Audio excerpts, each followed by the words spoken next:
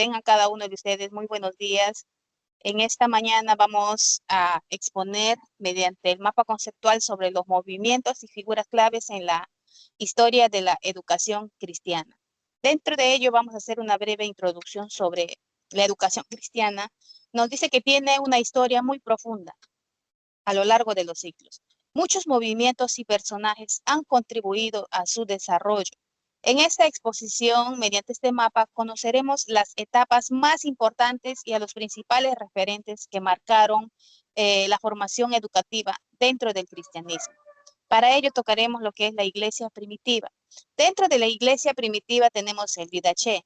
El Didache dice que era uno de los primeros manuales cristianos que enseñaba a los nuevos creyentes sobre la fe, el bautismo y la cena del Señor.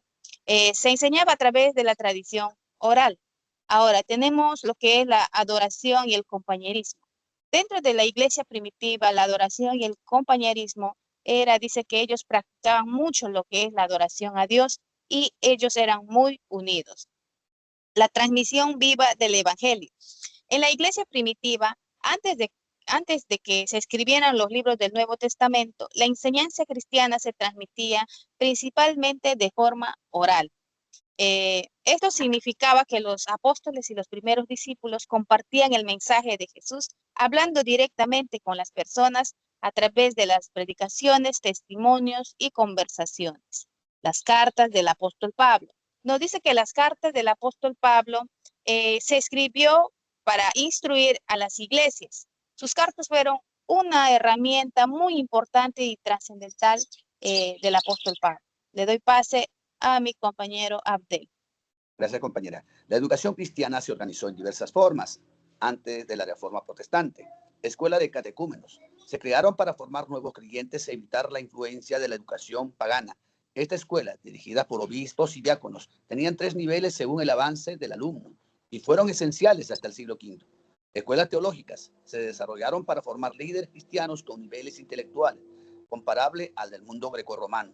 Escuela de Alejandría, fundada en el 179, combinaban pensamiento griego con escrituras.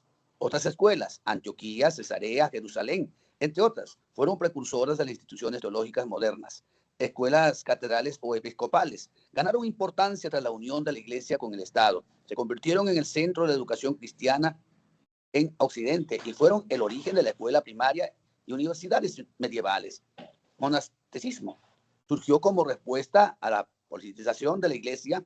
Los monjes se retiraban para vivir en disciplina y estudio. Fundaron escuelas que preservaron manuscritos antiguos y educaron tanto en la disciplina y el estudio. Futuros monjes como niños en general, aunque la enseñanza bíblica no era la prioridad. Esta escuela fueron claves en la conservación del conocimiento y formación de líderes intelectuales. Le paso con nuestra hermana compañera Irene. Gracias, pastor. En la Edad Media y la educación cristiana. En la Edad Media se puso mucho énfasis entre la fe y la razón, es decir, se quería armonizar la fe, que es la creencia religiosa, la creencia en Dios, y la razón, ¿no? Que es el pensamiento lógico, filosófico. El currículo de estudio estaba muy influenciado por la educación cristiana y la iglesia era la principal institución educativa. Podemos mencionar como personajes que trascendieron en ese tiempo al Cuino. Por ejemplo, él fue un educador responsable que enseñó, ¿no?, muchas áreas basadas en el currículo basado en las derivadas de las artes romanas, la educación romana, ¿no? Sobresalieron las áreas, por ejemplo, de la gramática, la retórica, la dialéctica, aritmética, astronomía, la música. Alcuino sugirió a Carlo Magno que todos los niños deben aprender esto de manera básica. A otro personaje también que tenemos que mencionar es a Santo Tomás de Aquino. Él sostenía que la razón podía ayudar a entender y explicar las verdades de la fe, ¿no? Sus escritos han trascendido hasta la actualidad de manera positiva, ¿no? Nos muestra que la fe y la ciencia no están peleadas, sino que se complementan. Se aplican hasta el día de hoy en temas muy importantes como la ética médica, el derecho, los derechos humanos. A continuación, mi compañera Gladys. Bueno, periodo de Renacimiento. Gerardo Grote, 1340-1384, abogado, teólogo, erudito clásico, fundó el movimiento llamado Hermanos de la Vida Común. Lo hizo con un grupo de evangélicos, fue un gran predicador de avivamiento, influyó mucho en muchos en su conversión y vio a los niños en un futuro de la iglesia. Jean Cale introdujo la enseñanza de la Biblia los días entre semanas. También se enseñaban el Nuevo Testamento todos los días para que sus alumnos sean imitadores de Cristo. Thomas Kempis fue el supuesto autor de La imitación de Cristo. Fue un libro devocional de renombre que refleja el espíritu de los hermanos de la vida común. Erasmo, 1466-1536. Fue uno de los más importantes e influyentes de todos los tiempos en reconciliar la razón y la fe. Estimuló un mejor método de enseñanza y fue más tolerante y simpática con el alumno. Y otro aporte más importante también de Erasmo fue el entrenamiento sistemático de los maestros. Doy pase al hermano Raúl. Vamos a hablar de la reforma, hermanos, en este día. Es muy importante considerar algunos personajes que marcaron la historia del cristianismo. Ahora vamos a hablar de Martín Lutero. ¿Quién se llama Martín Lutero? La educación que Lutero promovía se centraba en el hogar.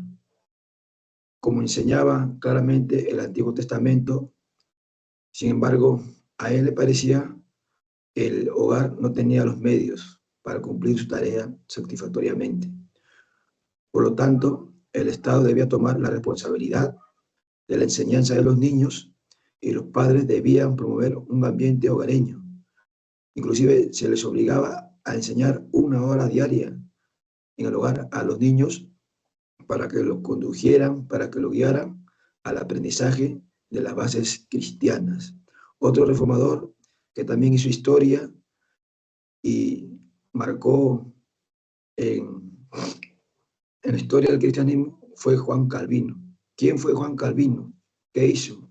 Él fue un reformador de renombre y conocido, muy conocido, y dejó contribuciones educacionales importantes como llamó a la iglesia a reformar a la tarea de enseñar a los niños. Fundó la Academia de Ginebra, que incluyó educación para niños y adultos.